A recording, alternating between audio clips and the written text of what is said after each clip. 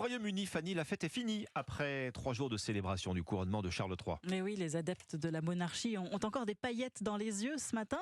Les autres, en revanche, et ils sont nombreux, n'ont pas été plus convaincus par ce week-end enchanté.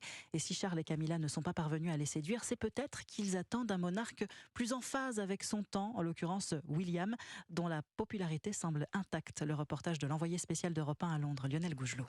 Au passage du carrosse royal samedi, Tony se tenait un peu en retrait, regard distant de ce jeune londonien sur ce monarque de 74 ans. Je ne suis pas du tout fan du fait que Charles soit le roi. Je ne me sens pas proche de lui. J'aurais préféré William. Et je suis triste que ce ne soit pas lui qui monte sur le trône.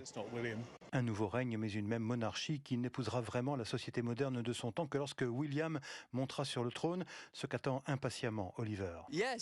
Ah oui, complètement. D'ailleurs, c'était super de le voir au premier rang des célébrations au concert lundi soir. C'est sûr, c'est plus excitant pour les jeunes générations, mais en même temps, Charles a attendu longtemps pour être roi, donc il doit faire son temps.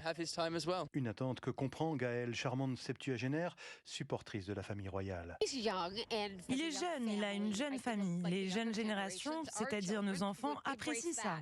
Ils se reconnaissent en lui. Le roi Charles est probablement un roi de transition entre l'ancienne reine et la génération future.